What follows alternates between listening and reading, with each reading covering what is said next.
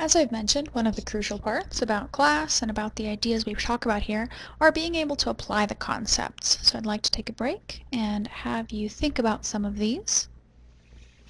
So for instance, go to the scenario at the end of chapter 9 and read it over. This is a discussion of Kate and her two kids. They're at the playground. And I want you to apply the concepts that we have covered in the chapter. And so in your notes, identify some examples of direct definition. Identify some examples of reflected appraisal. What are the children's responses? What does it say about their personal identities? Do we see anything about attachment styles? Big picture, I want you to pause and I want you to think about Western culture normative gender expectations and how do we see Kate's interactions with them playing out? And I want you to take a moment and I want you to pretend you're an outside observer, right? You're a communication expert. Kate knows you had this degree, and so she comes to you, she's a friend, and says, how do I raise my children equitably? So I want you to try and provide specific advice or example dialogue about how Kate could have shifted this interaction to be more supportive and more effective. And so I've mentioned here raising her children equitably, and I haven't used the word equally, and there's a reason for that. So I want to compare some vocab real quick. Equality and equity. Equality is sameness, and so you give everybody the exact same thing. Equity is you give everybody what they need to accomplish the same end, right? So for instance, some people have more resources than others based on family situations.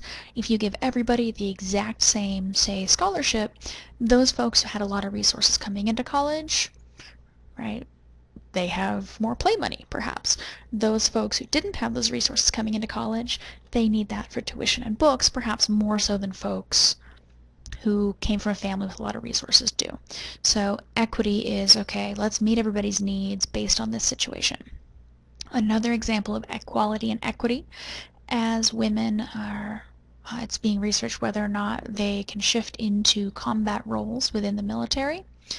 For instance, there is an NPR article about a group of women who were training to be, I think, Army Rangers.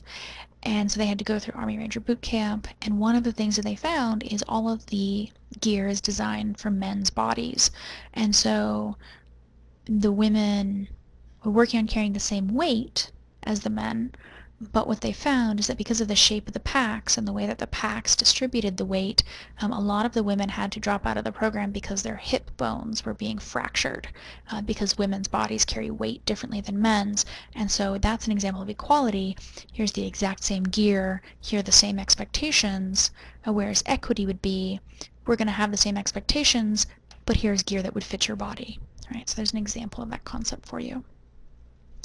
And I also want to take a moment and think about another concept to apply is track down a magazine or a popular website, and I want you to look at the advertisements. We talked about mass media earlier in the quarter, and these are topics that we're constantly exposed to. So look at the advertisements and tell me, based on these, what are the current social expectations about gender roles, about what defines success, about anything else that you notice, right? So think about the social comparison, think about direct definition, all these pieces.